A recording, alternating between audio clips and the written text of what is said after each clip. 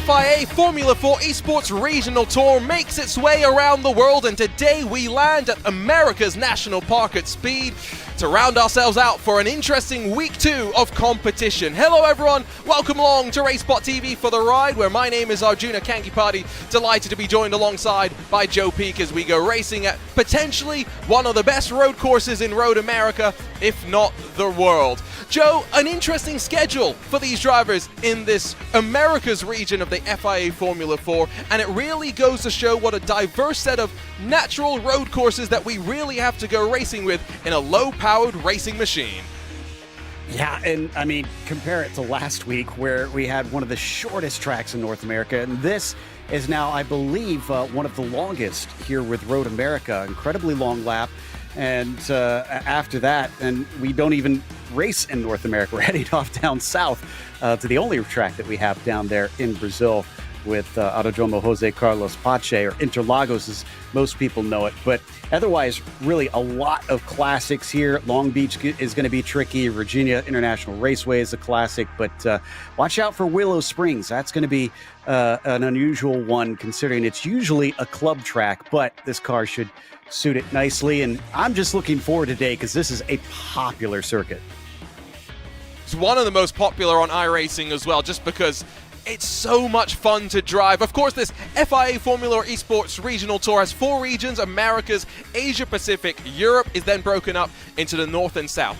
It's not to divide the globe, it's more just to provide fixed race times for those to compete. There are 8 time slots per week in each of those regions, and extra time slots being added from when we went racing 7 days ago. All the races take place on Wednesdays and Thursdays.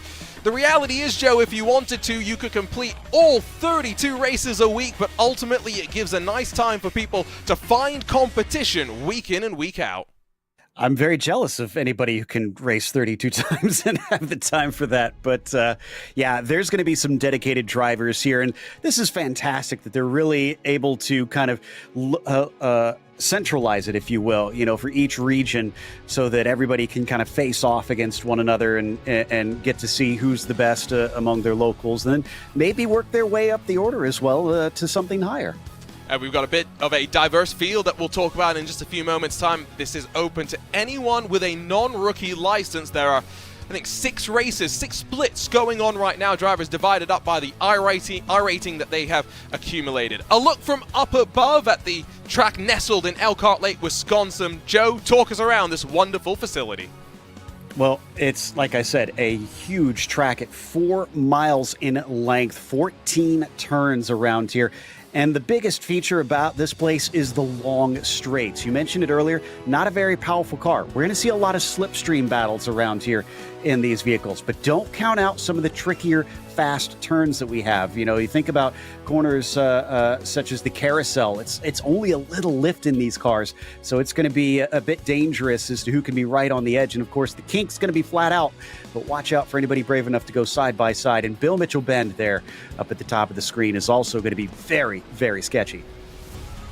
It's a wonderful day to go racing. This is one of the sections on the opening lap that we expect plenty of action. In terms of the weather conditions, you can see 32 degrees Celsius on the track with only partly cloudy conditions. It's pretty cool, all things considered. Qualifying underway. Big track, low-powered machines. Currently the provisional pole, Joe, 2 minutes and almost 8 full seconds. Yeah, and definitely some impressive times out there compared to what I was able to do. But this is the top split, and it looks like it's fairly tight just past second place. It's about 0.3 of a second between Leo and the number 1 and Elliott Pugh there in second. But then from there on down, it suddenly gets to within just hundredths of a second of one another. Drivers are going to have to work very hard to find some semblance of difference between them on lap times. And even though there's a bit of a big margin at the front for qualifying, let's not forget the amount of draft that we will see will surely not see too many breakaways. We'll have to wait to find out. Here's Elliott Pugh in the Wave Italy number 2. Let's not forget that the numbers dictated by the iRating of the drivers. So number 1 highest iRating in this field of 23 cars. The number 23 should hypothetically be the slowest driver. 1 and 2, currently 1 and 2. Can Elliott Pugh find a little bit more time? 2:08.3, the best before. He will improve, but not into the 207s. The pole position holds for now. Carter Lundy also going a little bit quicker there up into third. So let's see what Segura's got. This is going to be his first time lap. His first lap, unfortunately, was deleted, went off track. A 209.8 is going to be decent, but that's still only 19th. That's about almost 2 seconds off pole time. You can see that these drivers don't have any draft. They are in solo car conditions for this session. A slight improvement there, but no bump up in time for Gabriel Amaral. Here comes Indy Cassie in a very yellow and blue machine that I'm sure we'll be able to pick out quite easily. Andrew Moran is slidden up in towards the top 10. This will not be an improvement, though, from the 17. Yeah, I think most of the drivers are just completing that second lap here, and you kind of have to get out as soon as possible because there's just not enough time around this track with that. Oh. Like you mentioned, 2 minutes and 10 seconds here as Pelosi had a close one. The drivers basically have to leave the pit lane almost immediately to have enough time for both laps. Look at the top, Ryan James Ward within a quarter of a tenth of a second of the pole. That came out of nowhere. And as qualifying gets ready to come to a close, what once looked like a big margin at the front, Joe, now down to less than a tenth of a second between three cars. Yeah, top five, 0.2 of a second apart. They're not going to be able to get away from one another with the slipstream. They'll need someone to make a mistake.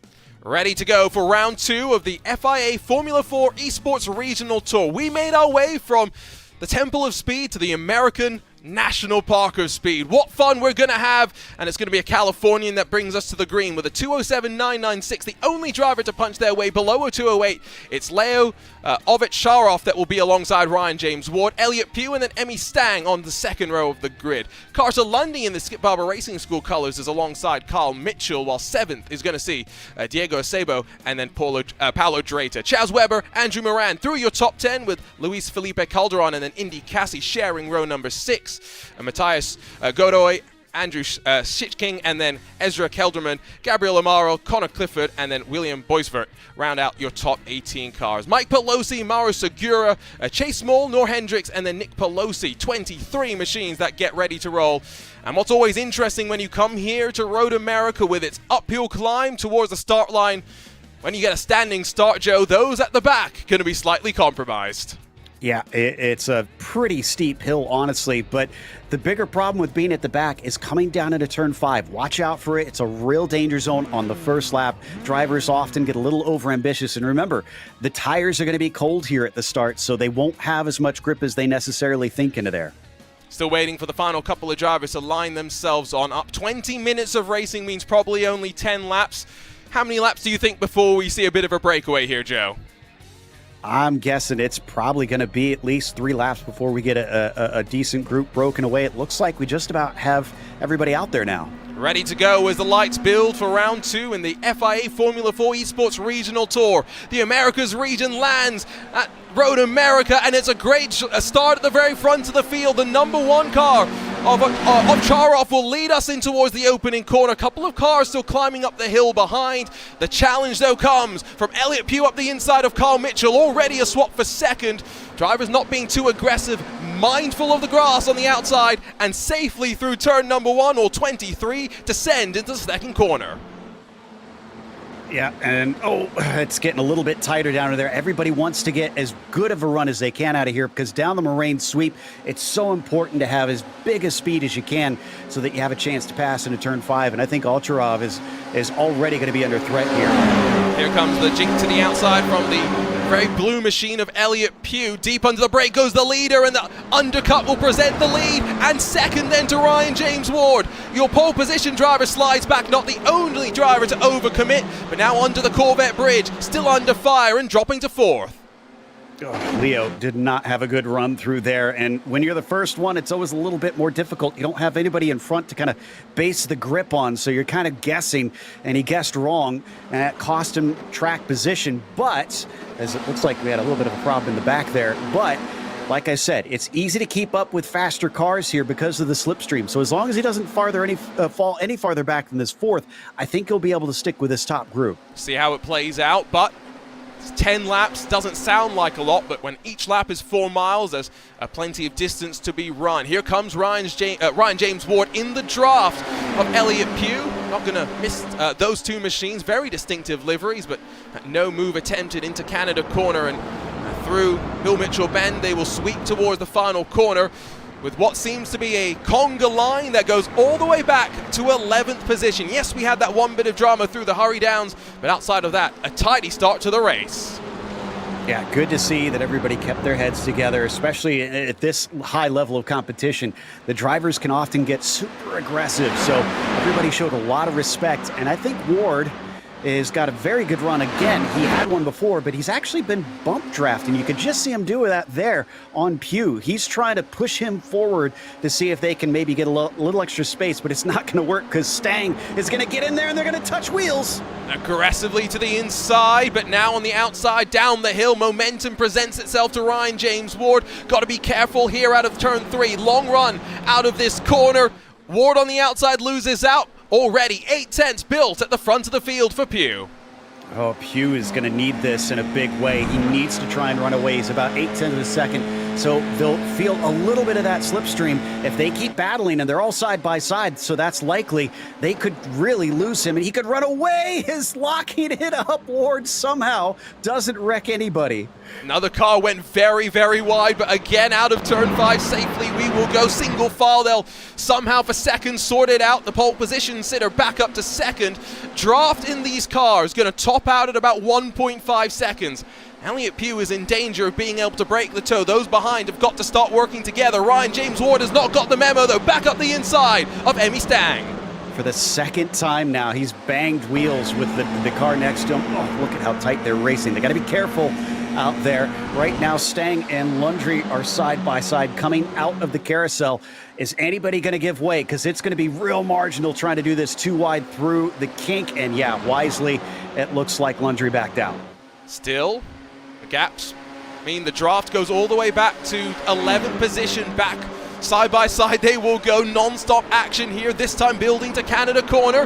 Big overcommitment under the brakes, I thought for a moment, but Emmy Stang got it stopped just in the nick of time. And all this fighting somehow has not detached them from those up towards the front. Let's go back to the opening lap. We saw a bit of drama out of turn 7. Let's see what happened here, Joe.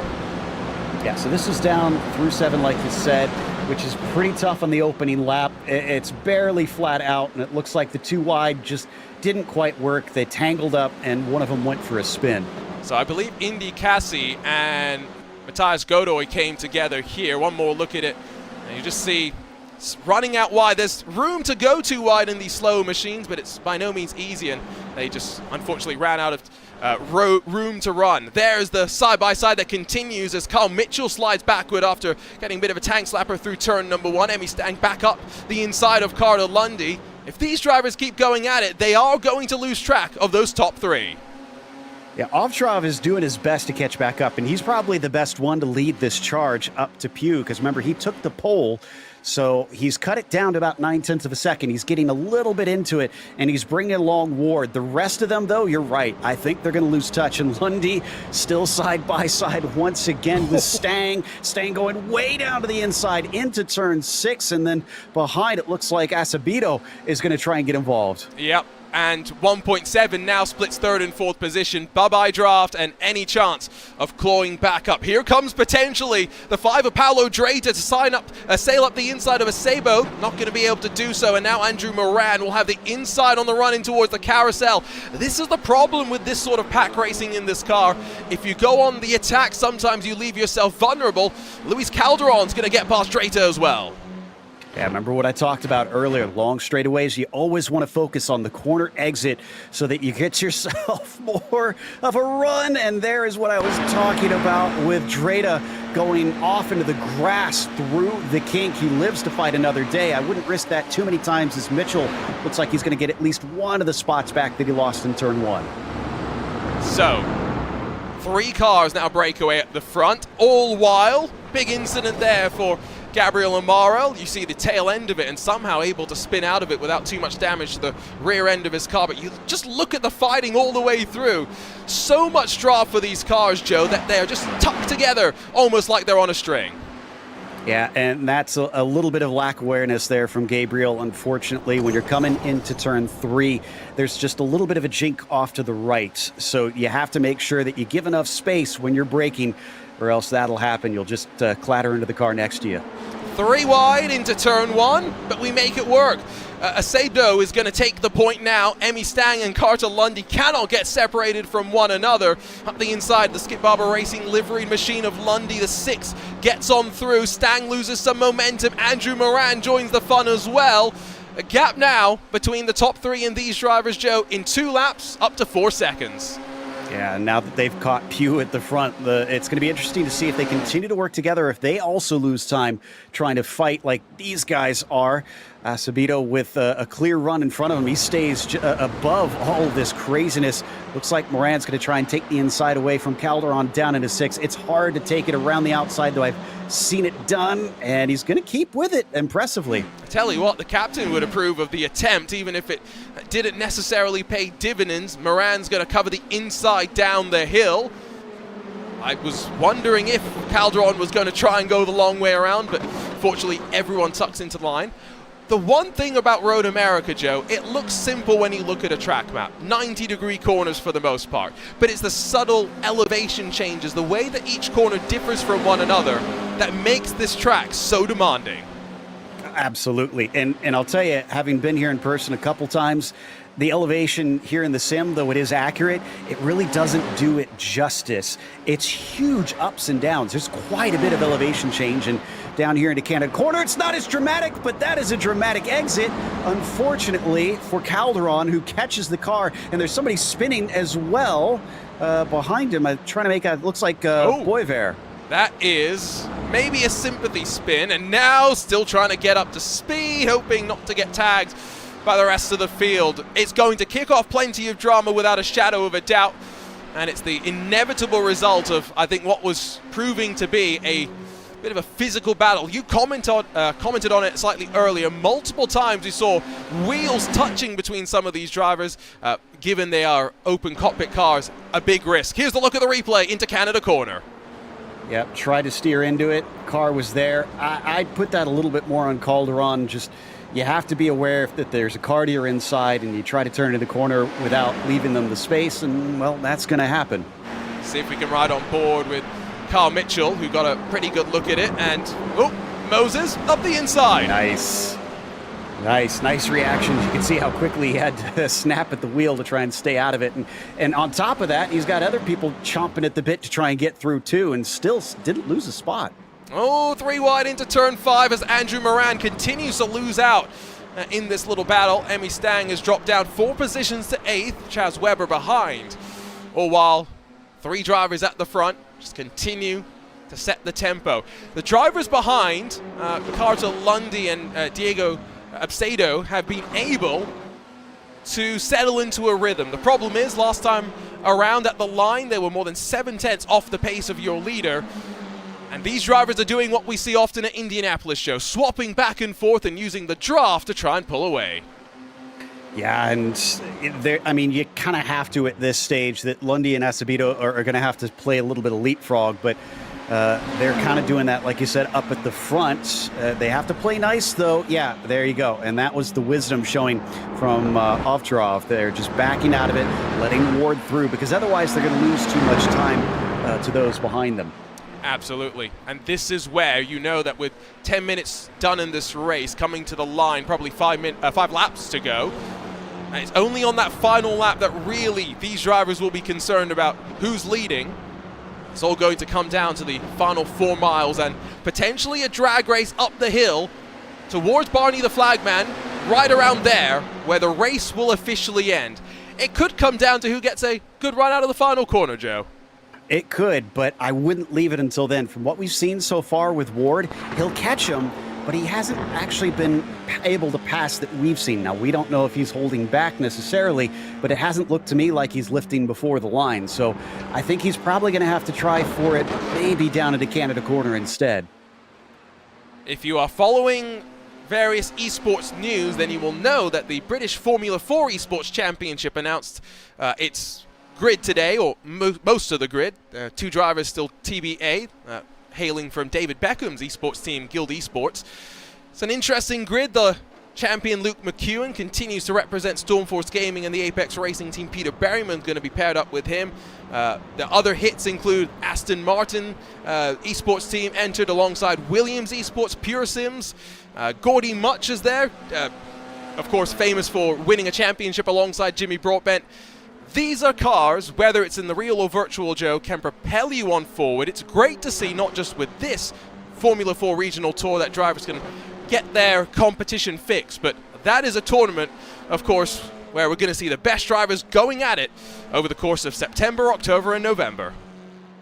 Oh, very much so, yeah. This is where a lot of drivers cut their teeth. The Skip Barber Racing School actually does race these cars here at Road America. And if you find yourself wanting to get into the open wheel world, this is where you can hop in and try and see if you stack up against other racers. The winner last year got a chance to go and try out a proper Formula 4 simulator, so Luke McEwen got that experience, and we'll see what he can do to bring that over to his title defense, which will kick off on the 27th of September. Out of the final corner, watch the gap on that left-hand side. Last time it was 4/10 or so that Carter Lundy and Diego Absedo that were able to close on the top three. This time another 2:08.5 for Elliot Pugh, the race leader. For Carter Lundy, a 2:08.0. For Diego Absedo, a 2:07.9. They've closed another half a second. Ooh, it's starting to tighten up a little bit, so these three really are going to have to mind their P's and Q's. And I do believe it seems like they're working together a little bit. Let's watch from Diego's perspective here, and you'll be able to see just how powerful this slipstream is, because look at how far away he is now, and he's probably going to be within passing range by the end of the Moraine sweep, and this isn't even the longest straightaway here. Can just see it pulling. Now, one thing that did happen on iRacing was the draft did get reduced slightly, much to the chagrin of plenty on social media. It's always fun to see when people feel like something is quote-unquote unrealistic, and sometimes that just means harder to pass. Doesn't mean it's not possible. Andrew Moran and Chaz Weber will continue to battle up the hill under that Corvette bridge. It's one of those corners where you want to try and get single filed out, because through the hurry down, single file's the fastest way on through. Andrew Moran's going to have a crack, though, down the hill. He's going to look down to the inside here, but decides to back out of it. Yeah, it's tough, but definitely possible down into turn 8 there. And remember, I mentioned earlier about the elevation change. That is one area that shocked me when I was at the track. It's multiple stories that you drop up from turn 6 down to 8.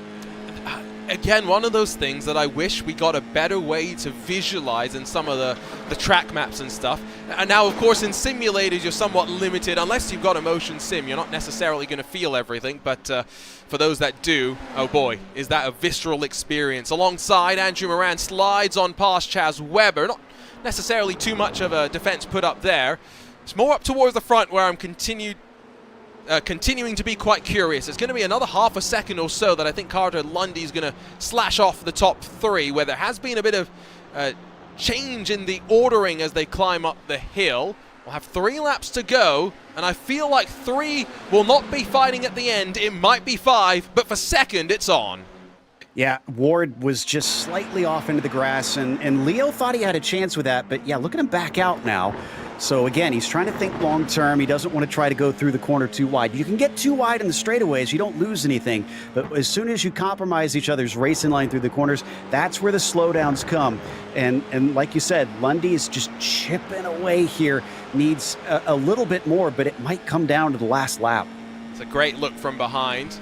Double toe being given to our pole position sitter as well, let's not forget. So the opportunity maybe to take a bit of extra speed down the hill into the braking zone, but gravity works against you into turn 5. You need to back up the braking zone just that little bit earlier to make sure you're not going to fall yourself a foul. Let's go back and look just on the exit of that final corner, because these are the margins that we are talking about at this level of competition, when you are pushing 10 tenths, 110% at times, and it's just that little bit too far that Ryan James Ward ran, Joe.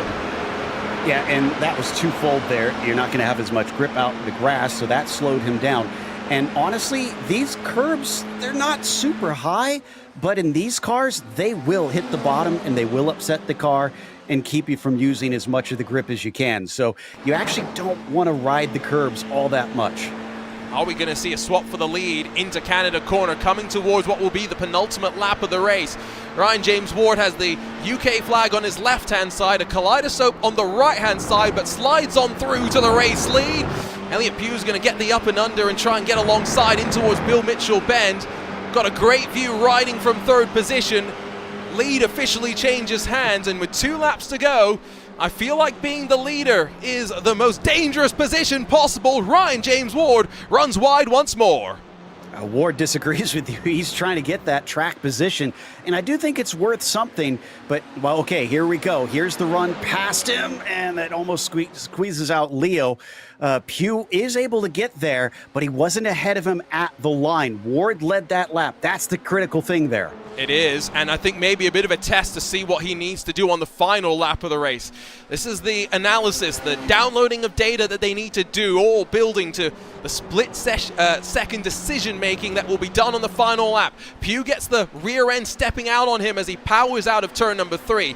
Now look how much closer Carter Lundy and Diego Absedo are. They are in the draft, like I thought. 3 might become 5. Ward back up the inside, a battle for the lead into turn number 5. The gloves are off now at this stage. Ovtcharov is going to try the very wide entry into the corner, but doesn't quite work. Inside to turn 6, yeah, that's going to be Pugh's easily. He made the smart move there. Wonder if he's going to tuck that away for later. I'm really liking how it's all building, but if you are Elliott Pugh, who's having to be so stern on the defense right now, are you a bit concerned that those behind are going to try and be a bit more aggressive in these closing stages? Already look at Leo trying to get up the inside of the carousel. Definitely not a passing opportunity. It's out through the kink though, where the speed will build. Yeah, I think that last lap, things are going to get up the notch once again. The intensity, the aggression. So don't be shocked if we lose a car or two because they just take it that little bit too far. It's not that there's a lack of skill. It's just that everybody is fighting so dang hard. Carter Lundy's in the draft. He hasn't brought Absedo with him, who has been unable on this lap to make it a 5-car battle for the lead. Out of the final couple of corners, we'll go for the penultimate time. Just over 4 miles to decide it. 4 cars in the mix, and Joe, it could be anyone's game. When I saw this lap, Pugh did a really good job holding track position. So I wonder if this is the right thing to just try and stay in front and manage the race. Even though you do have that slipstream, doesn't look like you're completely a sitting duck here. Ward's going to answer that question. He's going to have to go the long way around. Where does our pole position sitter go? Elliott Pugh won't let him come to the inside. Into the opening corner. Pugh holds on. It's about the exit out of turn 3. Little kink at turn 2 down the hill. Now onto the brakes. Funnel yourself to the apex and roll yourself not attentively onto the power as aggressively as you can. Draft galore one more time on the run to turn number 5. And don't forget about Leo in that number 1. He's been poking his nose as well, and he wants it 3 wide. Who is going to be the latest on the brakes down into turn 5? Pugh might have the inside, but he's going to be super shallow into there, and I think he's going to make it. Oh, Ovtcharov just goes way too wide, and here comes Lundy. Up the inside, under the Corvette bridge. Lundy goes from 4th to 2nd. Runs Ryan James Ward out wide, though. Allows Elliott Pugh a little bit more breathing room, and it's all as, through the hurry downs for the very final time, pressure's now on for 2nd. I think this may have decided it. I think Pugh's got enough of a gap here that they won't have enough of a run at the end. It's still marginal, but this could have gifted it to him. At the end of the day, Carter Lundy did what they really needed to do after clawing their way back into the fight for a podium spot. Did not let that opportunity go napping, took full advantage. 2 for the price of 1. Through the kink, maximum speed, 1 final time. And Joe, I think you're right. Elliott Pugh has managed this race perfectly. I didn't think he wanted to lead on the final lap. He held on. Ryan James Ward battles for 3rd with a pole position sitter. Just manages to sneak through. This is not over, though. Lundy could pull a good exit like we saw, but it's going to be tight. This could be down to hundredths of a second at the line. It is a climb as well. Is that against the car that's pulling those behind. What a race, 20 minutes thrown on the clock and 10 of the absolute best laps at America's National Park of Speed. Elliott Pugh has done just enough, and by the smallest of margins, by 41 thousandths of a second, wins in the Formula 4 FIA Regional Esports Tour here on iRacing. Ward behind beat out Ovtrov, although it looked like that was a little farther apart between them than I anticipated. Sabito with a nice top 5 in there amongst them. Great racing and respectful racing. Yes, they got their elbows out, but we didn't see anybody taken out in that lap. No, that's a good point. Yes, there was a bit of the pushing wide from a few, but ultimately it was all kept clean, and ultimately a race where 23 started.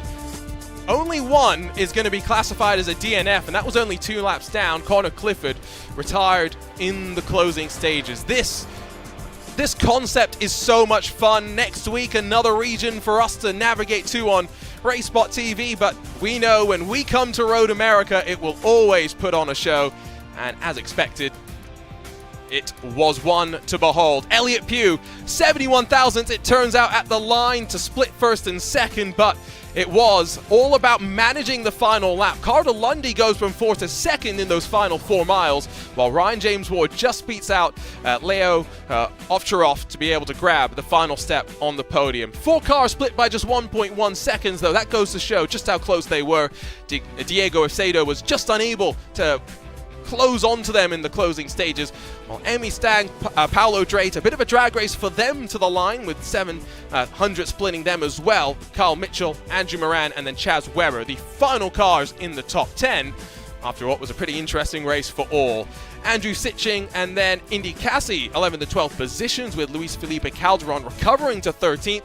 William Boisvert in 14th with Matthias Goroy, Ezra Kelderman, Morris Segura, Nick Pelosi, Nor Hendricks, and Mike Pelosi rounding out the top 20. Great to see some families getting in on the fun as well. 2 more cars on the lead lap, Chase Small and then Gabriel Amaral, and just the 1 DNF as mentioned. In the closing stages, Connor Clifford bringing it back to the pit lane. Fastest lap, Joe, was set on the 3rd lap of the race. I think it goes to show what we ended up seeing at the very front. Yeah, and I'm not too shocked by that. The fastest lap was going to come down to who got the right run over pretty much all the long straights and was able to tack it together. But this was a classic Road America race. It was great fun to watch out there, and these Formula 4s are just a perfect combination. We said 4 regions. We last week went to Europe South to the Temple of Speed. America's National Park of Speed today for the Americas region. Where are we going next week, Joe? Well, the hits, they keep on coming. EU North, Spa-Francorchamps, a trip to the Ardennes. Boy, what a track we've got in store for these machines. That is going to be another high-speed one. So yeah, it's been a bit of a stunning combination for all of them, and should be a wild ride out there. Probably even more slipstream battling than we had here. Can you imagine that? Oh, wow. And somehow a longer track than what we have this week as well. Can you imagine that? I can also confirm that, of course, we've seen both the we will have seen both EU regions and the America region after our broadcast 7 days from now. So that means Asia Pacific is up for round number 4. And Joe, that means we get to go to a track that no longer exists in the real world. We're going to Oran Park. That's one of my favorites. It's definitely different to these with the long straights. It's so tight and twisty, but it's a great loss because it was such a technical and unique track with the figure 8. It's a track that I'm very much looking forward to. We almost went to Mount Panorama, to Bathurst next week, but we said, you know what, Spa, Oran Park, it's got a nice little feel to it. For now, though, it is time to say goodbye. The FIA Formula 4 Esports Regional Tour will continue, not just today, but tomorrow in all 4 regions. A new time slot added on Wednesdays and Thursdays means 32 total races for drivers around the globe to compete in at some of the best tracks that not just iRacing has to offer, but that motorsports has to offer. Today, Road America delivered. Next week, expectations are set high for the trip to the Ardennes. For Joe Peak alongside myself, Arjuna Kankipati, thank you so much for joining us here on RaceSpotTV. We'll see you next week on the other side of the pond at Spa-Francorchamps.